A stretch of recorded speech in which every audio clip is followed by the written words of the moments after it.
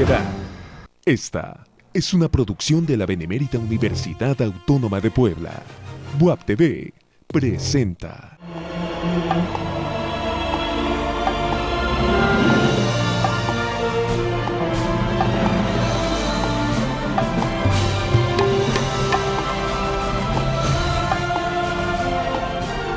Buenas tardes, bienvenidos al territorio del Nómada Televisión. En programas anteriores hemos estado tocando algunos temas ligados a la sociedad moderna. En esta ocasión vamos a abordar el Imperio Austrohúngaro, el fin del Imperio Austrohúngaro o lo que algunos han llamado la Viena de fin de siglo o en el caso también el Imperio Perdido. Sin duda alguna la importancia del fin de siglo vienés y por fin de siglo vienés también contemplamos todo el Imperio Austrohúngaro. Hay que recordar que el Imperio Austrohúngaro tenía dos grandes capitales, Viena y Budapest, de Hungría. Entonces, allí, de alguna manera, se experimenta todo el siglo XX. Quizás sea uno de los focos más importantes para pensar y modelar el siglo XX. Faustino, buen día. ¿Qué tal, Juan Carlos? Buenas tardes y buenas tardes a nuestros televidentes. Es interesante esto del Imperio Austrohúngaro, de la Viena del fin del siglo XIX, porque ha quedado como olvidada en la historia y la importancia que ésta tiene, ¿no? Todo este movimiento que hubo. Hay que recordar que el Imperio Austrohúngaro estaba compuesto por toda una Europa. Había Parte importante de ¿no? Había 13 países que la estaban constituyendo, ¿no? Estaba Hungría, estaba los países estos de bálticos, en general. ¿no? Pero es un motivo de lo que da pie a muchas cosas del siglo XX, a la modernidad en el siglo XX. Es un punto álgido porque ahí se origina la Primera Guerra Mundial, ¿no?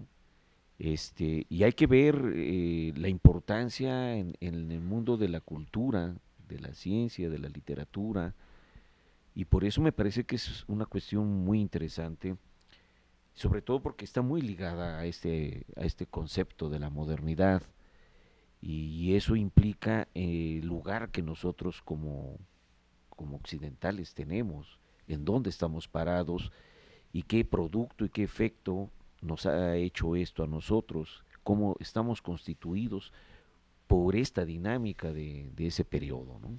Fíjate que en el Imperio Austrohúngaro termina el siglo XIX. Para algunos historiadores el siglo XIX termina en 1914, propiamente para Hobsbawm, y en 1914 empieza el siglo XX. ¿Sí? Es lo que Hobsbawm llama el siglo corto. Hobsbawm entiende que el siglo XX empieza en 1914 y termina con la caída del muro de Berlín. Entonces, en efecto, el Imperio Austrohúngaro cierra un periodo de la historia de Occidente sostenida fundamentalmente en el liberalismo. Es decir, lo que entra en crisis en el Imperio Austrohúngaro es el liberalismo tanto en sentido político como económico y como cultural. Y gracias a esa crisis es que se empiezan a experimentar transformaciones fundamentales tanto en el ámbito político. Pensemos que allí se gestan los grandes principios totalitarios del siglo XX, que es allí donde nace propiamente el nazismo.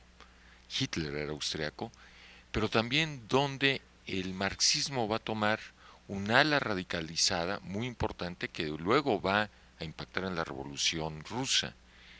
Pero además de lo político, ¿sí? Está el tema económico ligado al político. Bueno, se plantea una línea del socialismo real y del totalitarismo o los totalitarismos fascistas.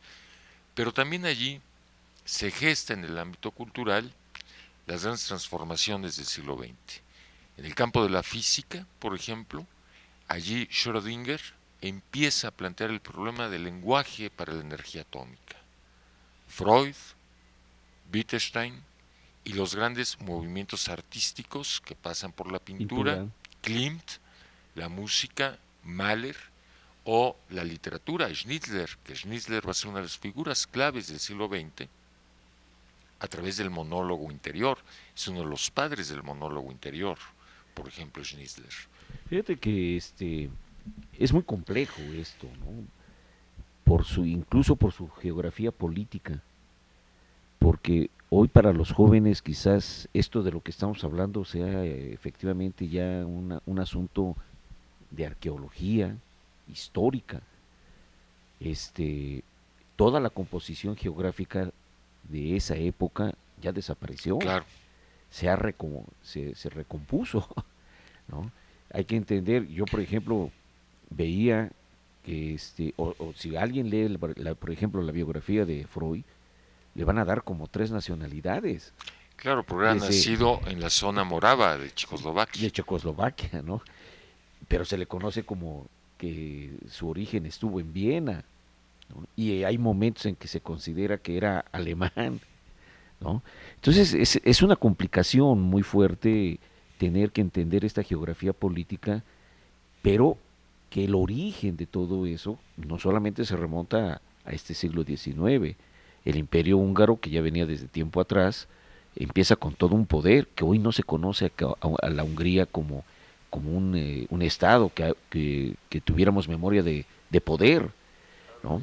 Sin embargo, esto permite establecer una serie de situaciones que hoy dan pie a otras cosas. La revolución de las ideas, y lo que acabas de mencionar con respecto a toda esta historia del origen en general de la cultura, es muy importante, porque eso prevalece, son las bases de esta modernidad, ¿no? Y vuelvo a insistir en este momento de la historia, porque ahí es donde se gesta los orígenes de esta Primera Guerra Mundial, que también pasa como desapercibida ahora, ¿no? Y sin embargo, las luchas de poder, de lo que tú ya mencionabas, poder económico, político, dan pie a estos desencadenamientos sociales, ¿no? Fíjate que me gustaría hacer una puntuación. Quizá en el Imperio Austrohúngaro termina como tal la modernidad y empieza lo que denominamos posmodernidad, es decir, que puede ser entendido como una radicalización de la modernidad, una radicalización que se acaba convirtiendo en un fenómeno contestatario a la modernidad, centrada en el sujeto fuerte. Claro. ¿No? Y este dato que tú acabas de dar sobre la conformación geopolítica, creo que de eso debemos partir, tanto para entender los fenómenos políticos y económicos como los culturales. En efecto, el Imperio Austrohúngaro estaba compuesto por germanoparlantes, por húngaros, por serbios, por macedonios, por rumanos, por judíos y desde luego por una parte de Italia. Entonces, esta multitud de voces, ¿sí?, es un elemento, por ejemplo, que va a incidir para algunos teóricos en la comprensión del psiquismo en Freud, pero también, y yo siempre me remito a la necesidad de leer a Hitler, por ejemplo, ¿sí?, Mi Guerra, visualiza muy bien, Mi Lucha, perdón, Mein Kampf, visualiza muy bien la posición de Hitler frente al ascenso de las nacionalidades, ¿sí? Sí, en el siglo XIX, un siglo eminentemente de pugnas nacionalistas, van adquiriendo cada vez una mayor importancia política hacia el interior del Estado austrohúngaro. Y a esto va a reaccionar Hitler, por ejemplo. Es decir, Hitler va a defender una Austria pangermánica, que va a ser el centro, digamos, de la defensa que posteriormente va a llevar Hitler durante el ascenso del nazismo en Alemania. Vamos a un corte y regresamos.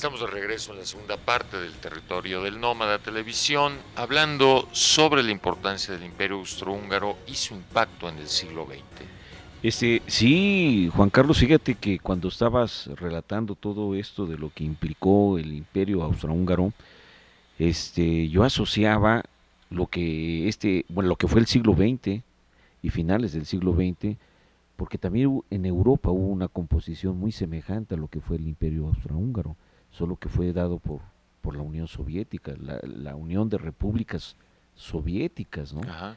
Es decir, que componían también otras entidades, otros países, y claro, que hoy siguen siendo parte de un conflicto, ¿no? claro.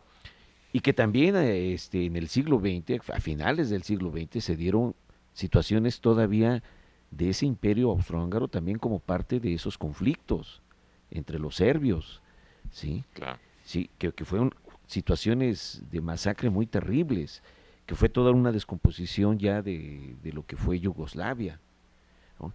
Entonces, esa es una cuestión muy interesante, el ir viendo esta dinámica que se fue dando. En anteriores programas habíamos hablado acerca de lo que ha sido el Occidente, y hoy hablar del Occidente es todavía más complejo por esta dinámica en la que se han venido dando estas composiciones regionales y estas luchas de poder, ¿no? Que lamentablemente en el siglo pasado nos llevaron a dos guerras mundiales, pero la segunda todavía fue muy terrible porque se experimentaron también otras cosas que hoy se siguen llevando a cabo como parte de esos experimentos. Sin embargo, dentro de toda esa dinámica, a mí me ha parecido, y lo hemos comentado en varias ocasiones, y ahorita lo has dicho, la importancia del desarrollo cultural que se produjo. ¿Qué hubiera sido si no se hubiera producido esos movimientos también culturales que han servido como para medio detener este desencadenamiento mortífero de los seres humanos, ¿no? Y que me parece que es tema a seguirlo hablando porque ha permitido muchas cosas, la música, la pintura, la filosofía, la literatura, ¿no?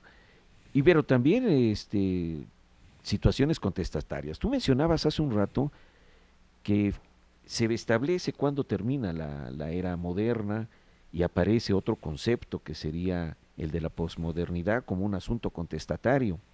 Sin embargo, es un asunto contestatario a otro asunto contestatario, porque la modernidad también fue un movimiento contestatario. Y entonces de grupos que empezaron a hacer rupturas con ciertas cosas, ¿no? Pero esto se generó dentro de ese mismo imperio, ¿no? La necesidad de responder a lo que estaba pasando dentro de ese imperio austrohúngaro, ¿no? Claro, bueno, has dicho cosas importantes. Una, señalaste, digamos, el problema que hemos vivido a finales del siglo XX, precisamente con la caída del muro de Berlín y el resurgimiento de un nuevo orden internacional basado en filiaciones de raza o religión. En efecto, de alguna manera, el caso yugoslavo y el caso ruso perpetuaron esta línea eurocentrista que intentaba dominar y disminuir el problema de las nacionalidades.